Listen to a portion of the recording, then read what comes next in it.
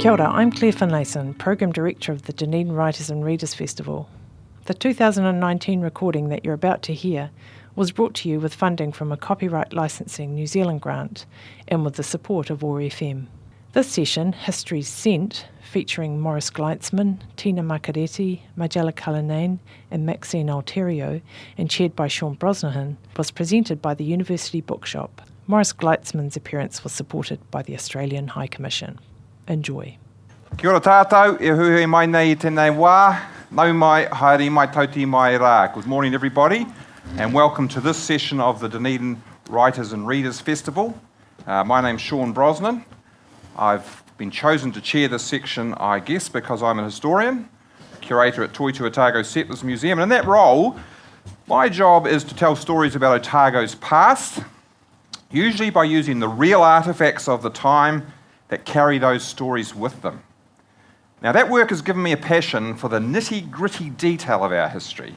So I guess I'm well placed to ask questions of people who just make stuff up about the past, such as our wonderful selection of writers with me on the stage, all of whom have written historical novels. I'd also like to acknowledge this session's sponsor, which is the wonderful Dunedin University Bookshop, and also thank the Australian High Commission for making Morris Gleitzman's appearance here possible, so thank you to those sponsors. Now, what about that title? The Scent of History. Now, I didn't make that up. I was quite intrigued when I saw it on the festival program. Now, does it refer to the smell of old things? Something I'm very familiar with in my work, particularly paper. Oh, the smell of old paper. When we open up those old newspapers, that to me is the scent of history. When I come back to work after a holiday, I like to go into the archives, open up an old volume and go, I'm back. But perhaps not. I think it's a little bit more subtle than that. It's really about those bits between the things that we know, the things we don't know, the smells, the sounds, the emotions, and this is where these people excel, where people like me struggle to get to grips with those things.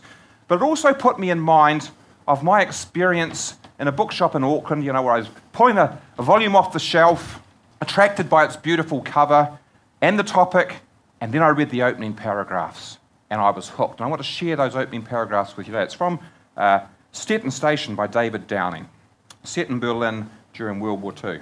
There was no doubt about it. 2 years into the war, the Third Reich was beginning to smell. The U-Bahn was unusually ripe that morning, John Russell thought, though it was only the sheer severity of the pong which gave rise to any surprise. Berliners seemed increasingly reluctant to use the hyper-abrasive standardised soap, which removed both dirt and skin, and there was no alternative to the chemical-rich standardised food which had created a city-wide epidemic of flatulence. Whatever the cause, the U-Bahn was the place to experience the consequences, and several of his fellow passengers were travelling with their noses buried deep in scarves and handkerchiefs. Outstanding. That's a detail you don't get in the history books. The bits between, the scent of history. Now let me introduce our authors for you. First we have Majella Cullinane. She's a local, although she comes from Ireland. She's been in Otago since being awarded the 2014 Burns Fellowship at the University of Otago. The Life of Death is her first novel, set in World War I. It follows the fortunes of Theodore de Arth through a troubled boyhood in Wellington, on to university here in Dunedin, and then with the Otago Regiment on the Western Front. And then we have Maxine Alterio, The Gulf Between.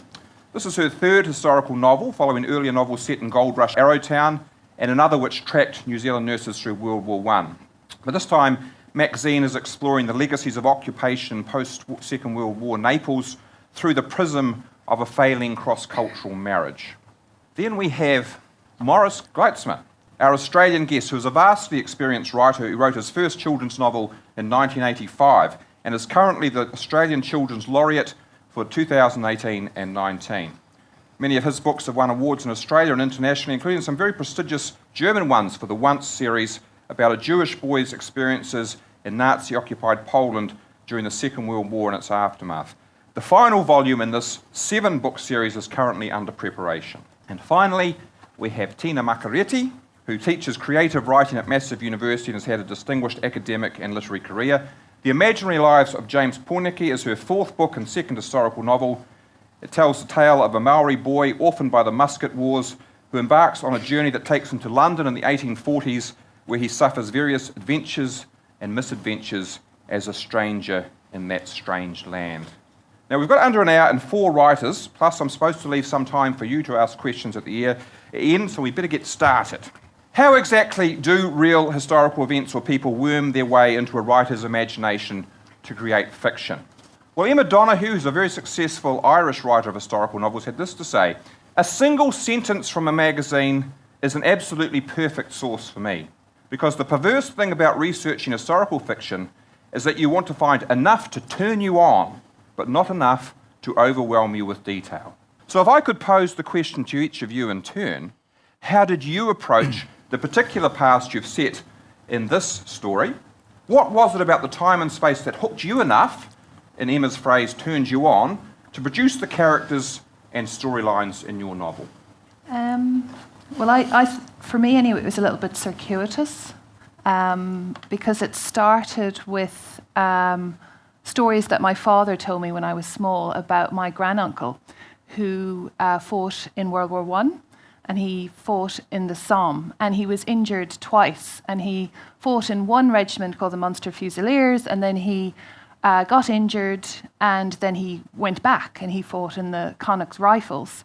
And what happened at the end of the war is that, I presume through shell shock or injury, he ended up in a convalescence home in County Limerick. And his brother and his sister, being my grandfather, went to visit him one day, and he was gone. He disappeared, and the family never knew what happened to him. So that kind of started my interest with the First World War. There was a certificate of his service to the British Army at home, along with photo albums. And then, so as I was always interested in that, and then we moved to New Zealand, and it was while walking around a graveyard one day, it was in Powhatahanui, which is not far from Wellington, that I came across the gravestone Theodore de Ath. And I thought, that's such a fabulous name, for a character. I have to steal that. And on my way home, I had sort of voices in my head of Theodore going through school and being teased, like, what's death warmed up, and all of these kind of ideas. And the story morphed from starting out of wanting to what happened to my granduncle, and then being in New Zealand. And I'd been probably in New Zealand about 4 or 5 years, and had been through a number of Anzac services, and had always, as I said, been interested in First World War, as is my partner actually, whose grandfather died in, I think it was North Africa.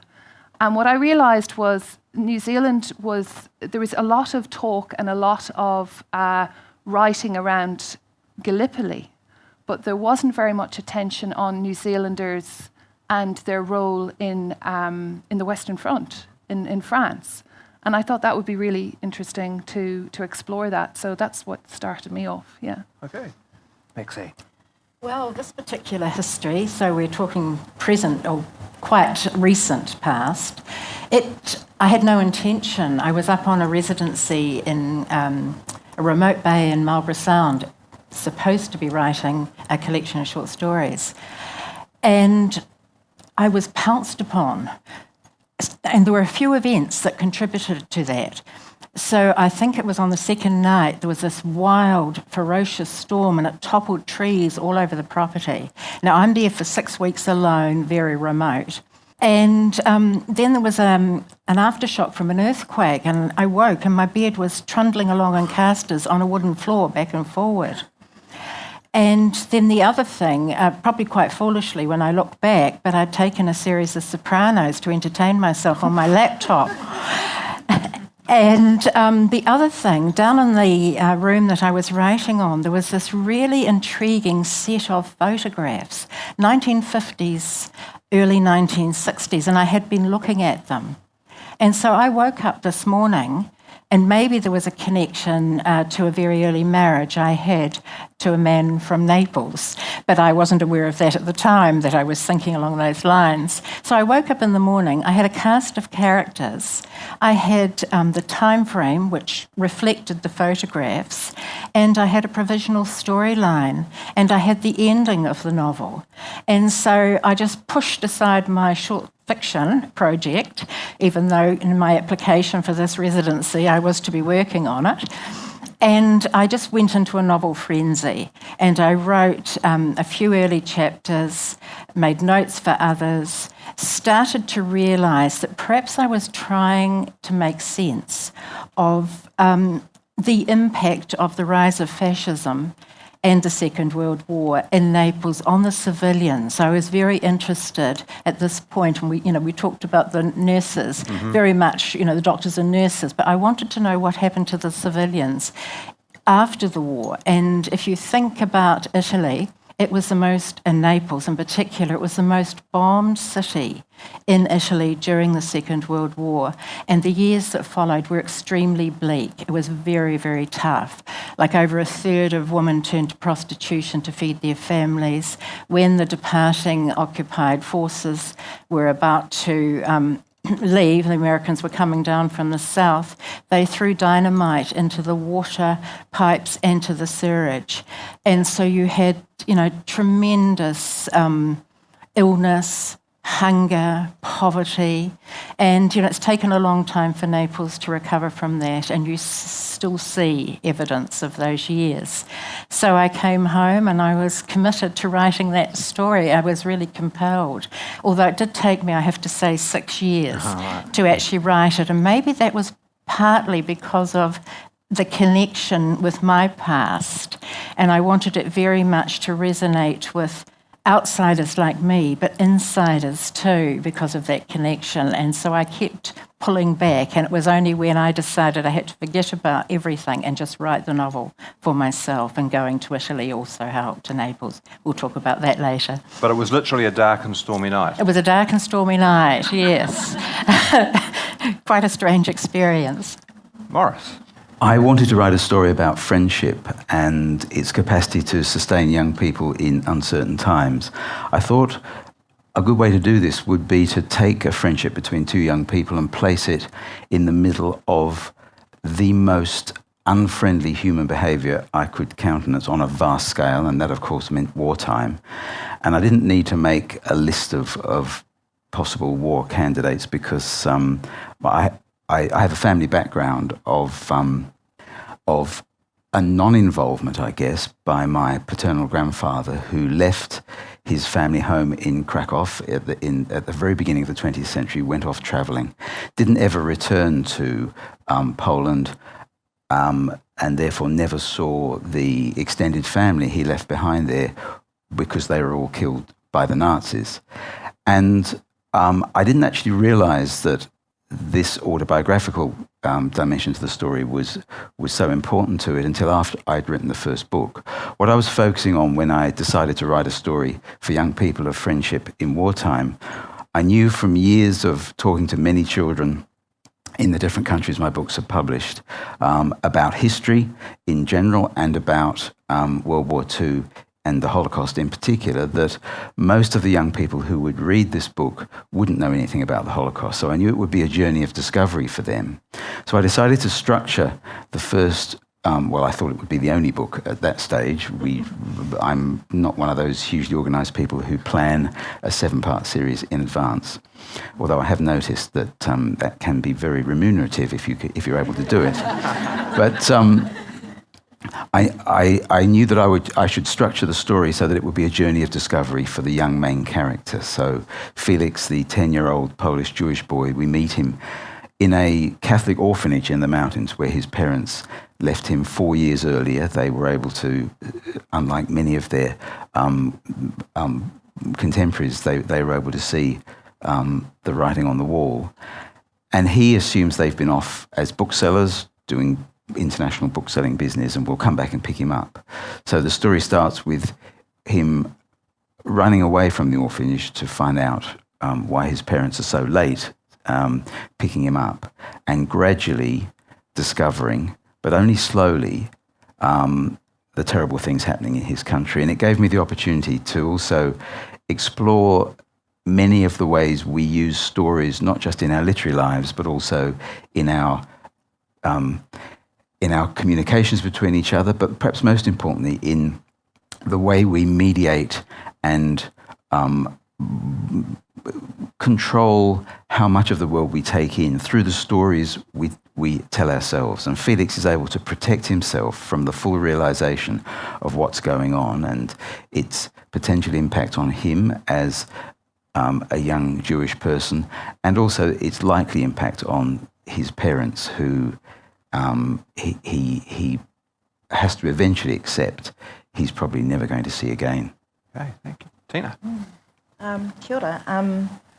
So, like the others, I had a bit of a circuitous route, and I think that the first seed of the book was I was supposed to be writing my PhD, and as you do, I was looking at the bookshelves around me instead, and I came across the biography of Sarah Bartman, who was a Khoikhoi woman who was exhibited in around the early 19th century, so 1814 kind of era in London and France. They called her the Hottentot Venus, and she was extremely objectified and extremely ill-treated.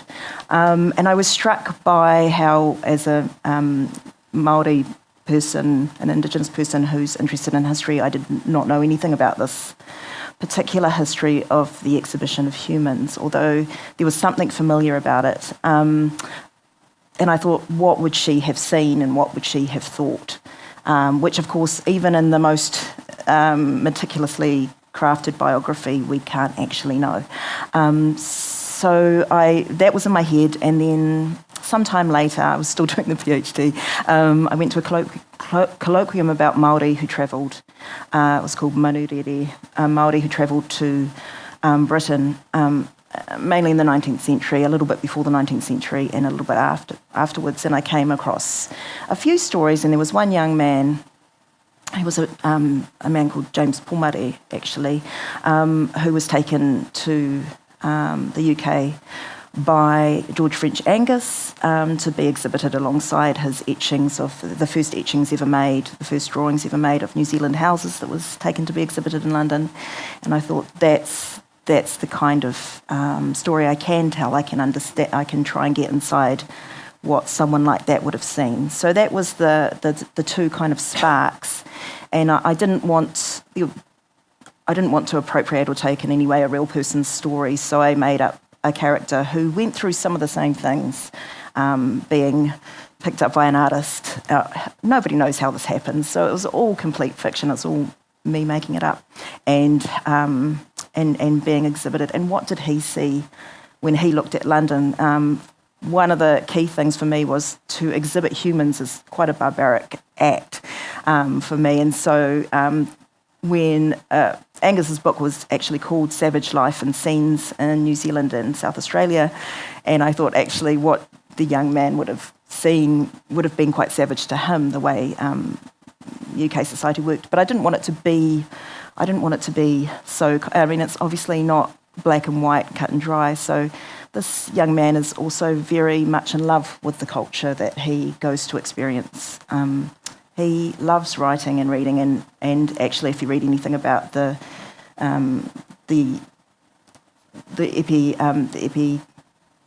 epigraph at the beginning of the book, as an actual quote from a newspaper about James Pomare saying he's so articulate and well-spoken, we mistook him for an English boy. So, you know, he in fact, he's a lot. Oh, I can't remember the exact quote, but he's a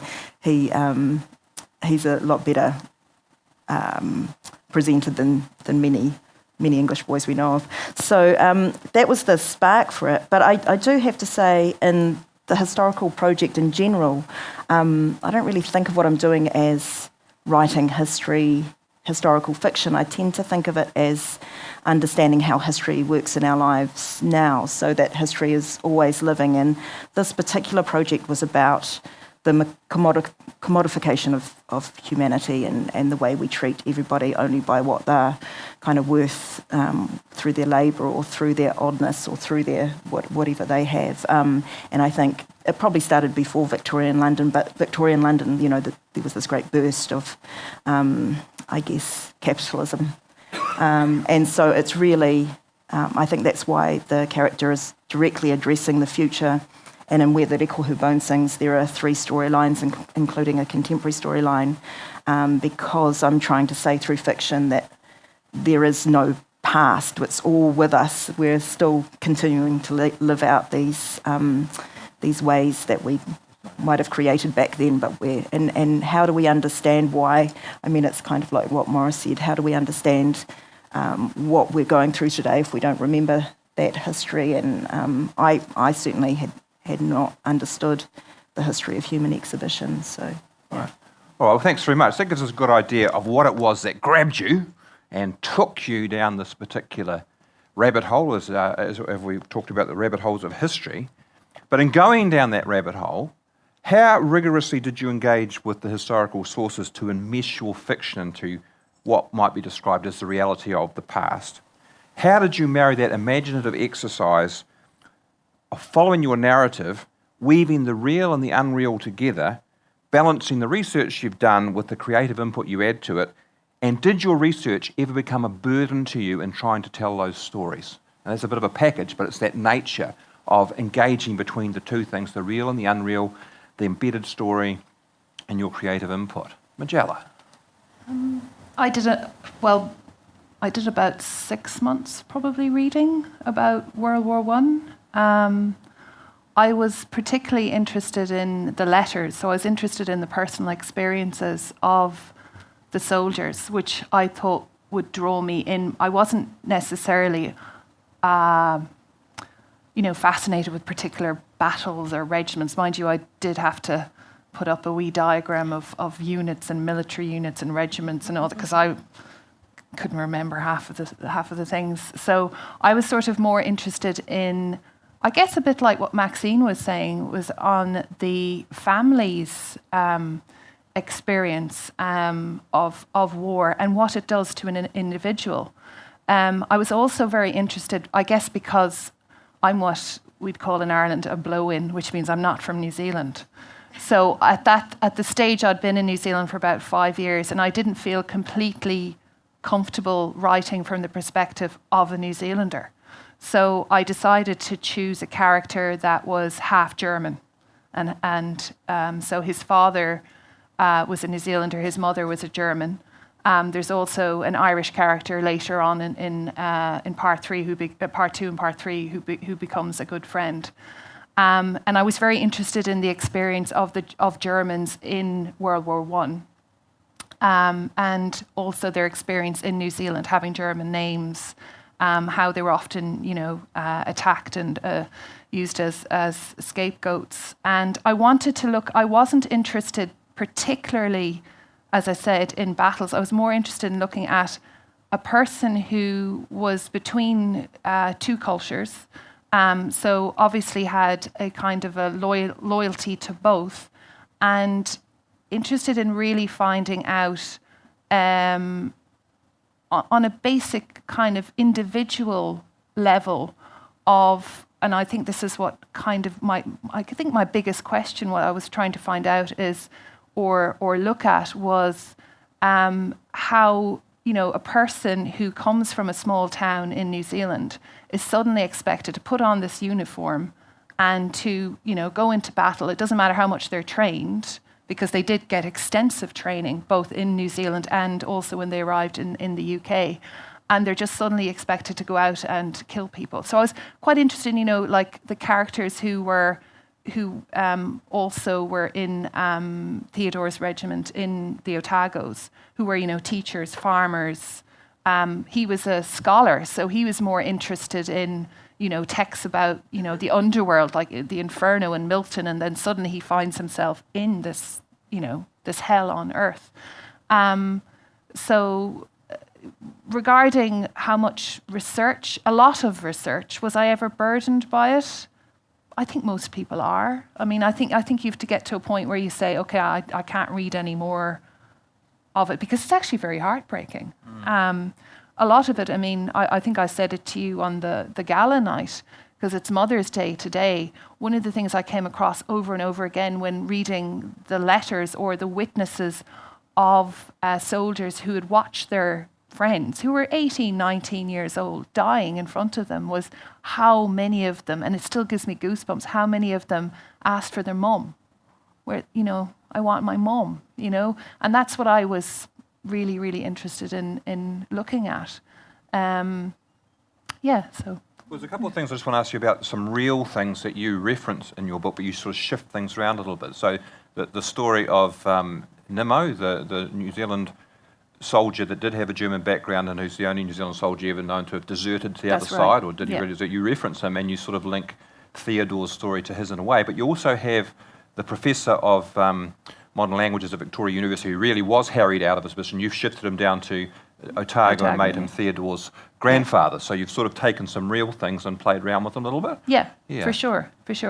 I think I wanted to... I was fascinated by that story of this New Zealander who I think was brought up in the Waikato. His parents were German, and he basically, one night he just had enough and he decided to go over to the Germans and he deserted. And what I didn't mention, obviously you can't mention it because it wasn't the right historical period, but finding out what actually happened to him, he ended up working in a sausage factory in East Berlin. He turned up in the 1950s, which I thought was quite fascinating.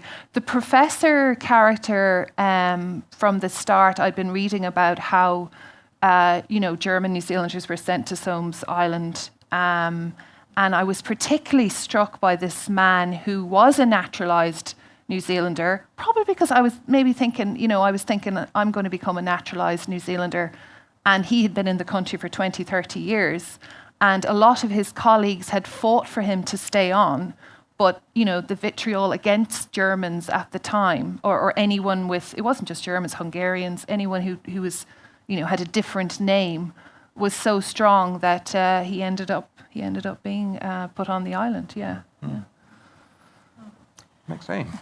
Well, there's definitely a psychological element in mine too, but what I try to do with a novel is create an utterly believable and authentic piece of work.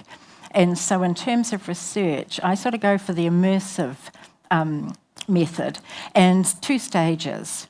And so I start with the primary sources, and so if I can, I go to the newspapers, the documents. It was more difficult researching Naples from New Zealand.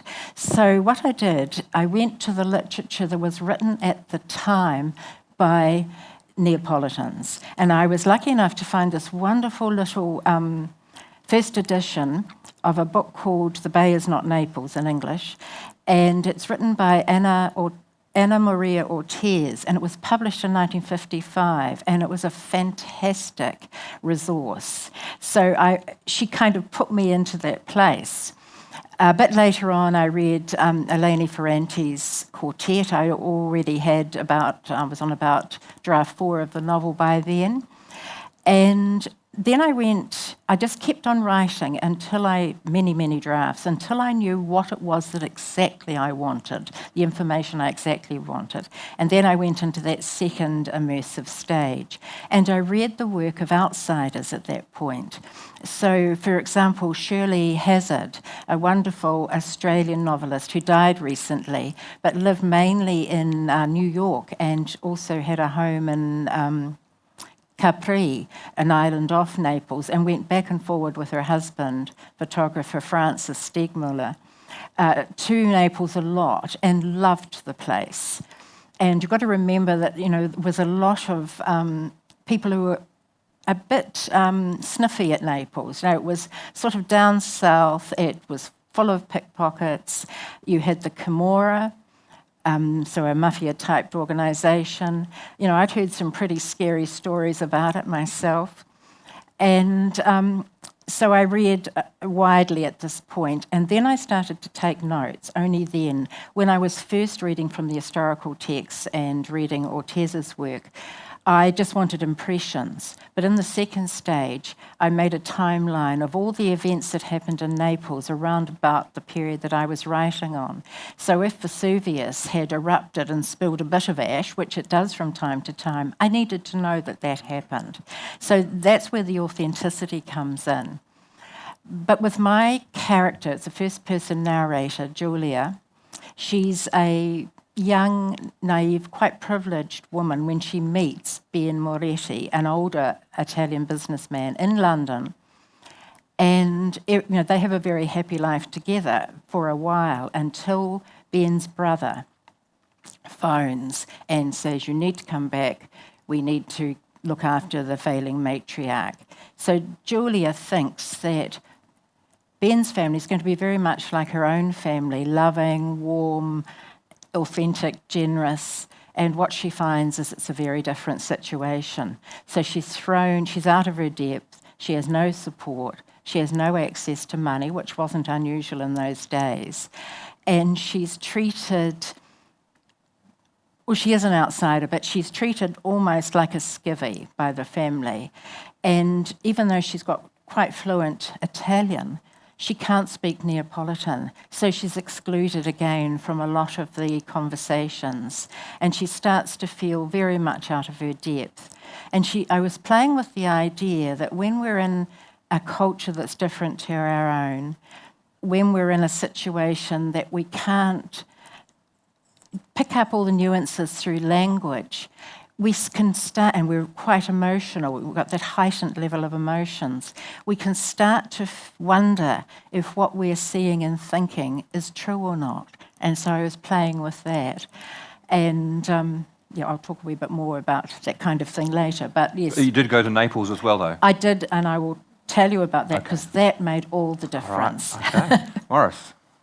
I did several years of research for this particular book while I was writing some other books. Not because I'm a great fan of research, but because I had a great hesitation as to whether I could give myself permission to write once. Each day I thought about Elie Wiesel's famous instruction to the writers of the world in the early 1950s, which was essentially, in terms of writing about the Holocaust, if you weren't there, he wrote, don't write about it. And it took me several years of rationalisation, and I did finally give myself permission to write the book, largely through the medium of the conversations I had with thousands of young people and the listening, because I decided the world had changed, yeah. and that young people would benefit from a chance to have an encounter with some of the worst and some of the best, because that's the tension that they're going to be navigating as they take over the reins of the world. But I also decided that not only would this be a journey of discovery for the main character, as it would be for the young readers, but that it had to be a first-person book, because the perceptions of the main character would be a framing device, a valve on everything the readers of this book would receive through this fiction about one of the most challenging areas to base fiction on. It meant that most of the research I did in terms of specifics didn't find its way into the book, because it was in some ways a limited view of this vast and terrible landscape of this period in history.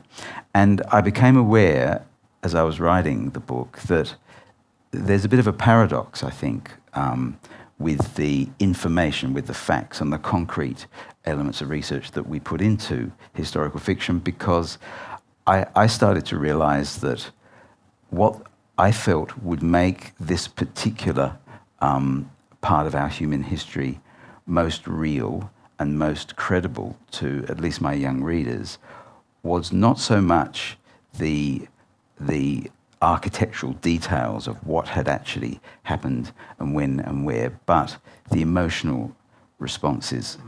And the book is really one primarily of emotion, both across the entire spectrum.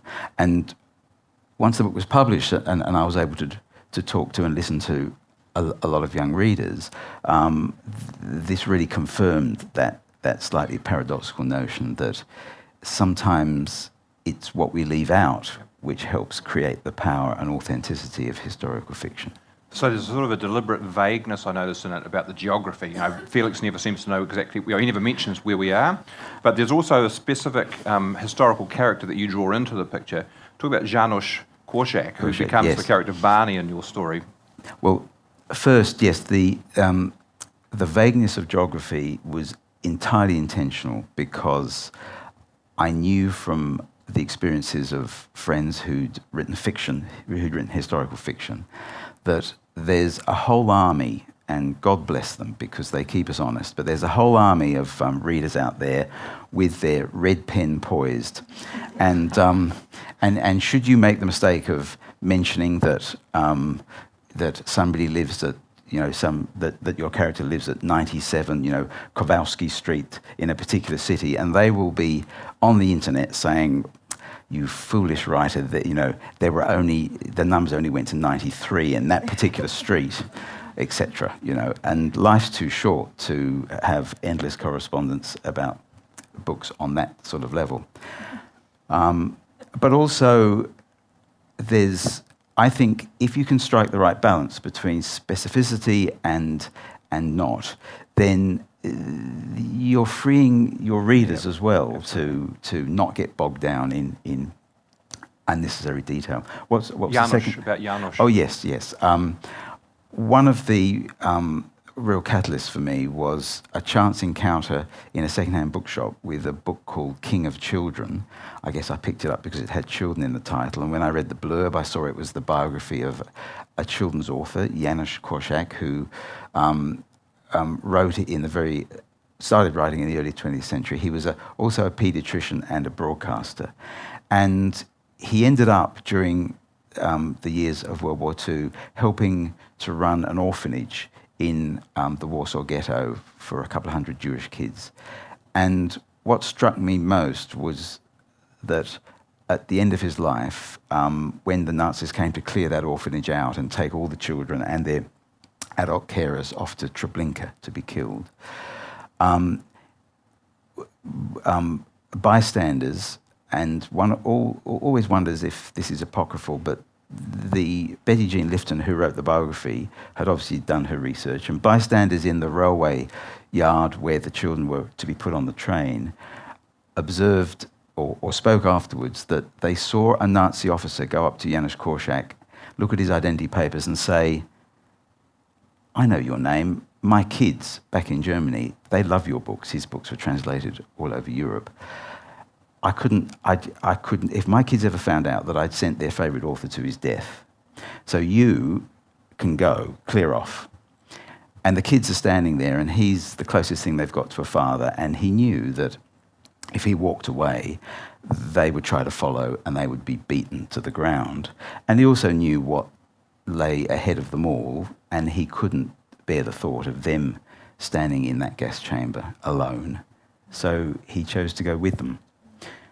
And I think reading that was the moment that really crystallised for me this notion of exploring friendship in the context of its opposite. That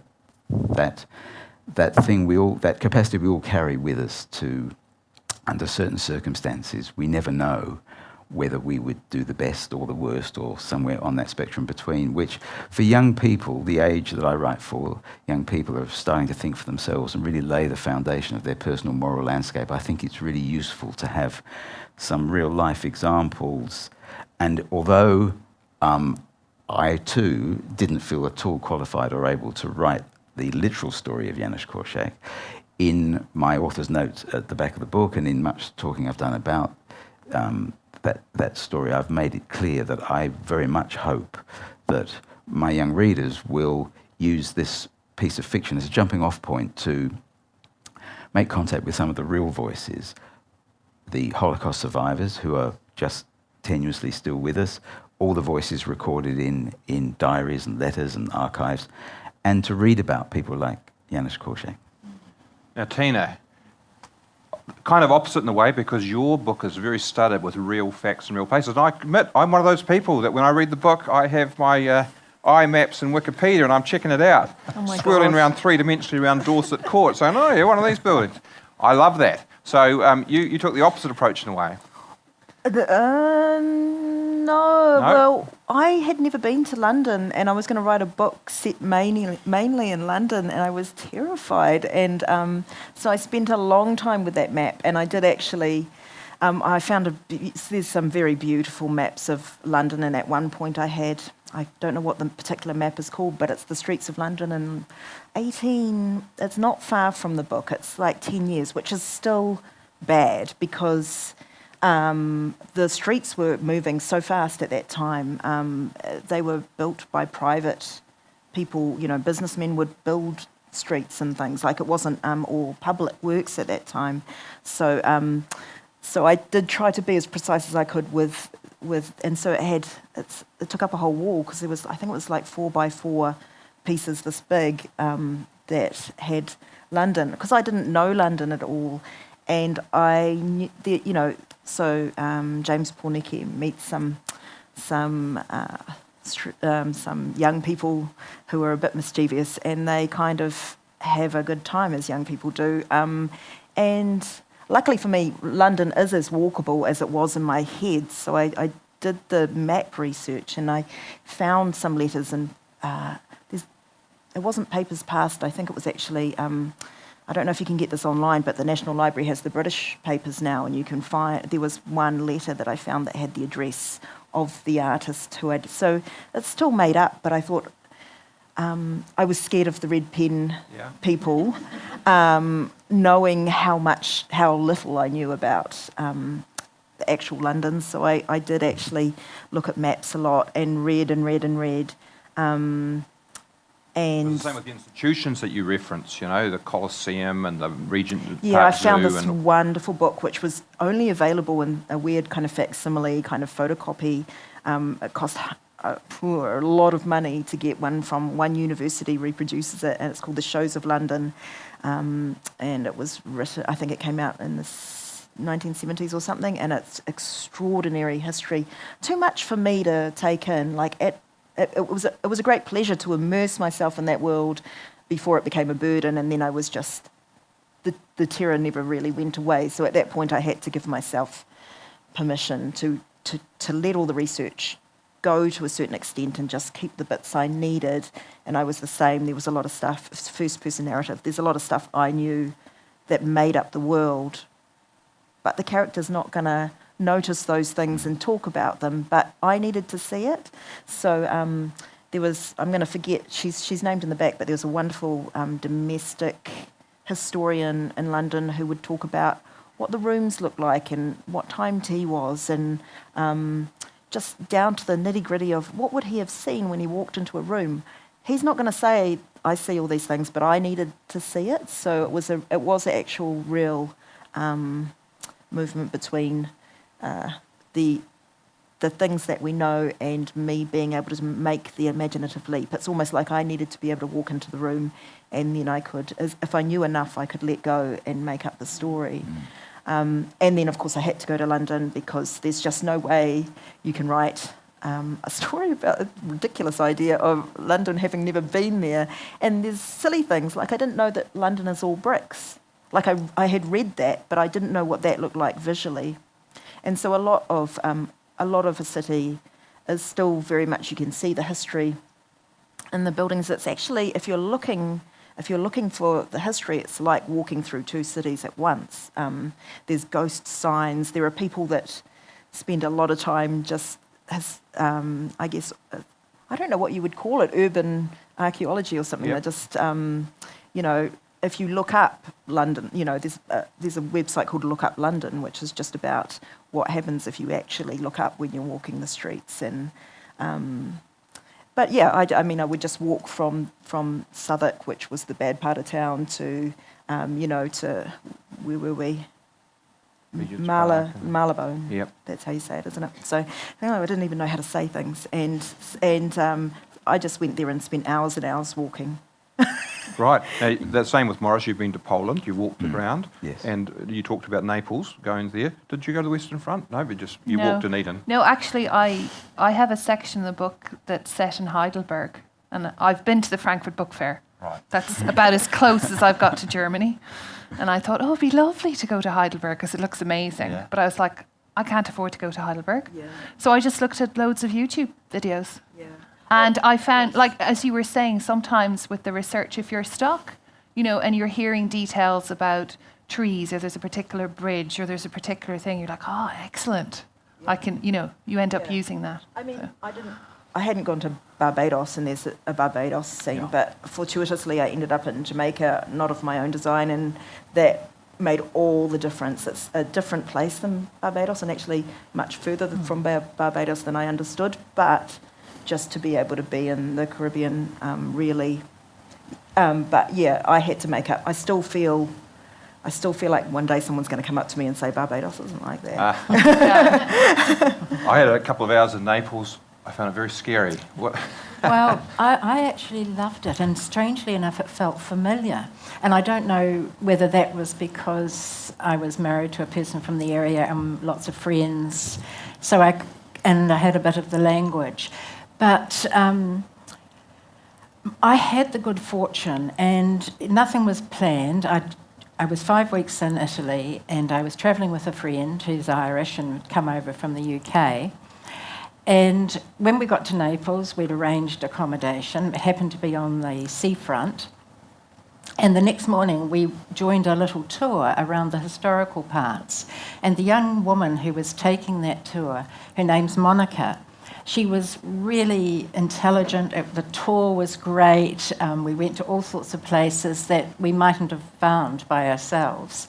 And afterwards, I asked her if she'd be interested in taking me to some places that I had in a novel that I was writing. And she thought that was wonderful, and I learnt later she actually had a PhD in art history. So it was wonderful. And so one of the things I wanted to see were some of the austere buildings that were sort of left over from the Mussolini and fascist rule. And the Central Post Office was built during that era, very austere. And across the road was the Palace of the House of the Mutilated. And that actually was for some of the injured soldiers. So that was great. So we went to lots of places, and then Monica said, look, I think we need to get a taxi now because some of the other places you want to go are a wee way away. And she said, we're just going to have to go with whoever is in first in the stand, and, you know, he could be crazy. You just don't know what you're going to get. And we don't know what kind of driver we're going to get either. Well, we struck gold. We got Salvatore. And Salvatore was magic. Like Monica, who we still keep in touch, her family, her nonna had been through the occupation, born in Naples, still lived in Naples. Her father, her mother, the whole family sort of gathered around giving me facts, things I would never have found out in any other way. But Salvatore, I said to him, I want to go, and I was pronouncing it as the Vomero. No, he said, Vomero. And so, you know, that, just the pronunciation. And so we went up to the Vomero, and I had a street. And I'd used a map like you. You know, I'd found the street that I thought my Makereti family could live on. No, said Salvatore, I take you where they live. And so he took me to this street, and it was all big apartment buildings. And I'm thinking, crikey, you know, my family live in quite a lavish 3-storied, big old building with enormous grounds. And he must have sort of, he had no English, so it was Italian, Neapolitan gestures and a bit of translation. And he said, no, you know, your era, they had the big mansions here, only a few. And so that was good. So I just agreed that my family would live in this street. And then I said, no, I want to go to Posillipo. And that's the juncture between Naples, the city, and the Northern Arm. Because in my background reading, a fictional fisherman whom I have in the novel I thought would live there.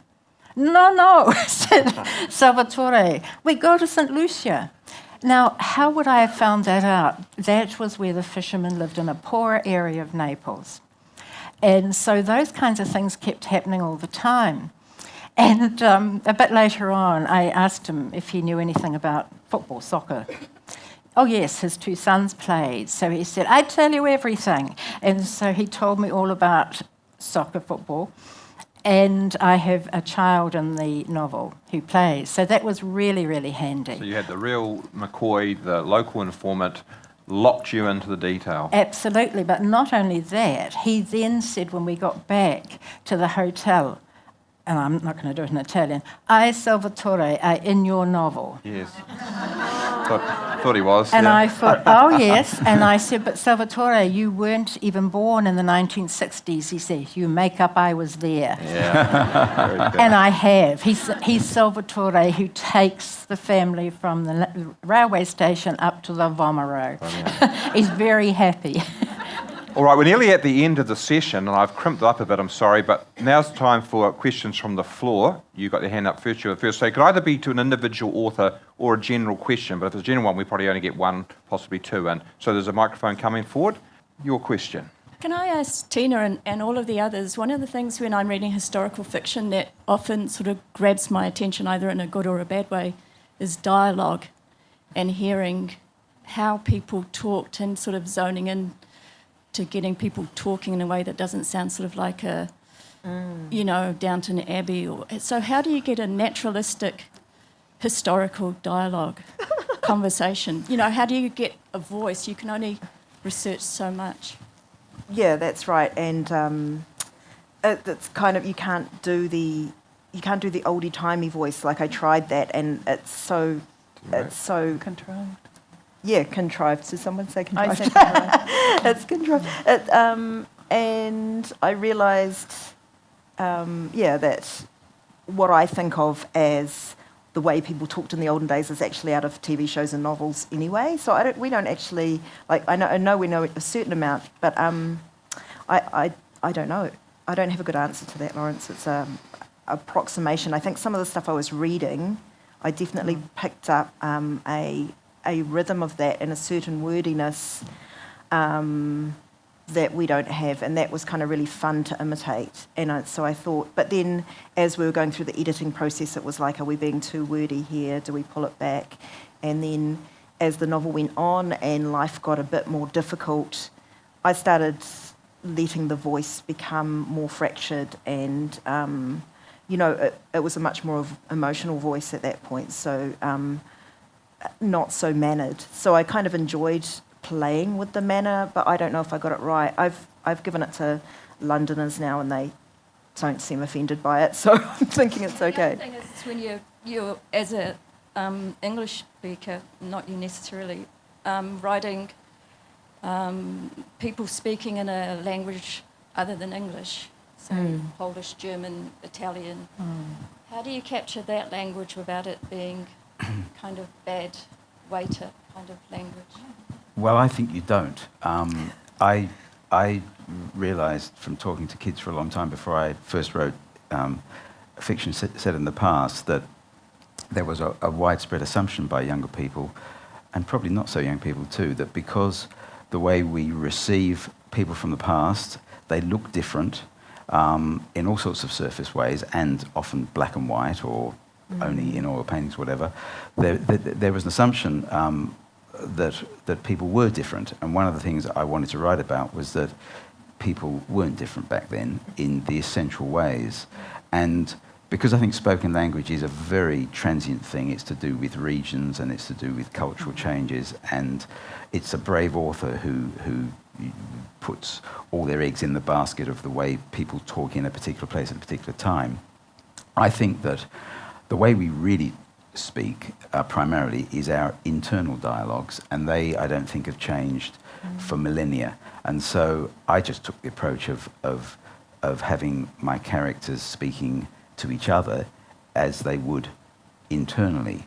The fact that my characters in Once are all Polish or German, and I was writing it in English, made any notion of capturing their actual literal speech absurd anyway.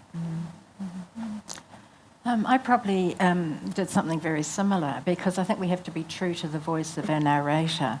and the interactions need to sound authentic.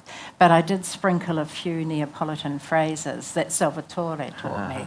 So, si pas means you're nuts, you're crazy, that kind of thing, but only a sprinkle, because sometimes that can become a burden too when you're putting in too much language from the country that you're writing about.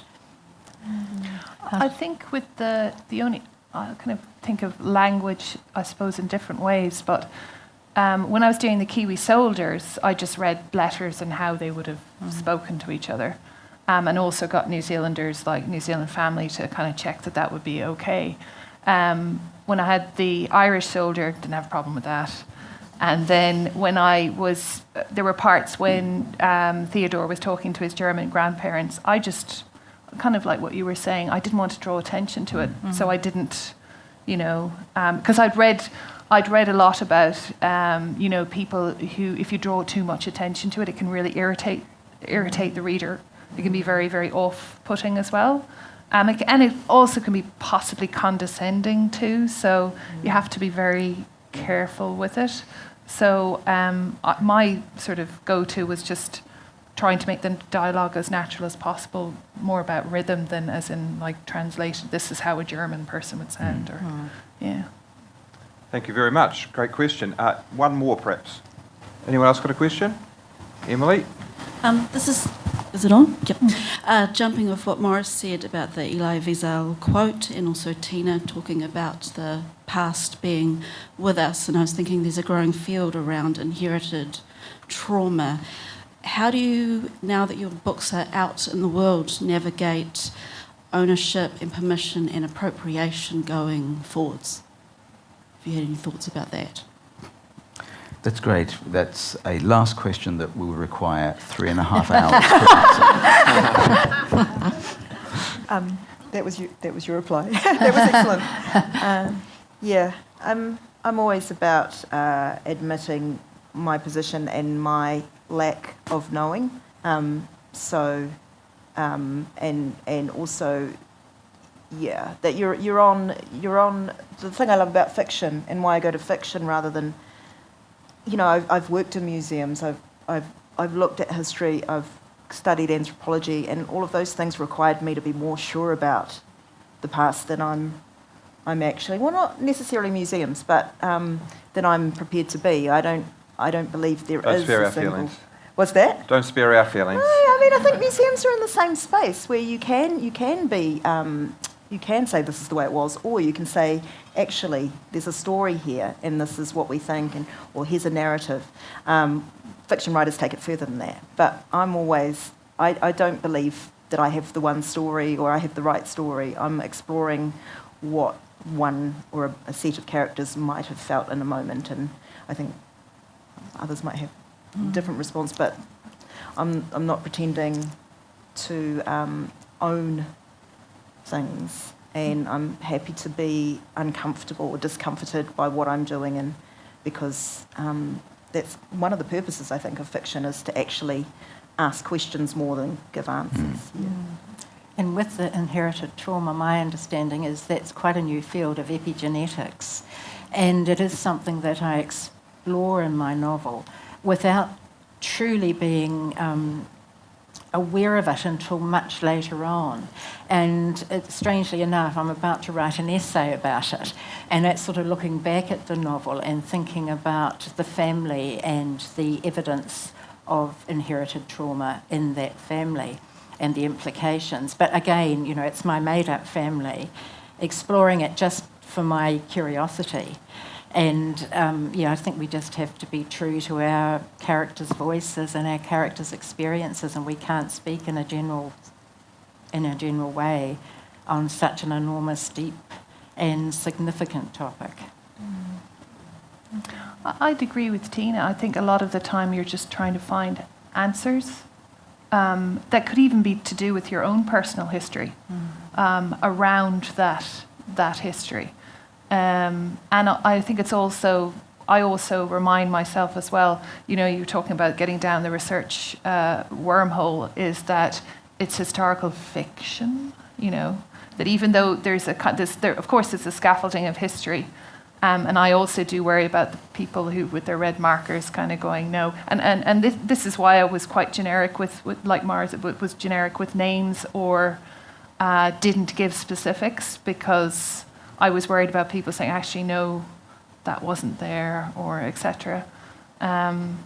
So for me, I think it's about finding answers. Yeah. All right, well, thank you very much. Now, we've run out of time, so the last thing I'd just say to you is that the books that have been under discussion are all available for sale just outside, and you're warmly encouraged to go and buy them. I believe the authors will be available to sign those books if you buy them out there. Don't be bringing your old ones. No, do be bringing your Do old you one. bring it? Okay, he's very generous. They're going to do that as well. So thank you very much to our 4 authors today. Big round of applause for them, please.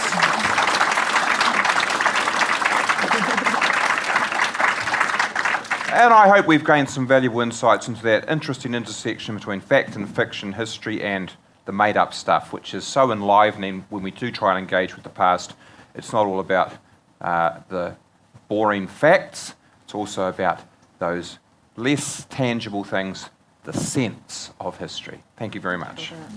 This Dunedin Writers and Readers Festival recording was brought to you with funding from a Copyright Licensing New Zealand grant and with the support of OAR FM. The festival receives help from many corners, but we'd like to give special thanks to our major funders, Creative New Zealand, the Dunedin City Council, the Otago Community Trust and the Lion Foundation.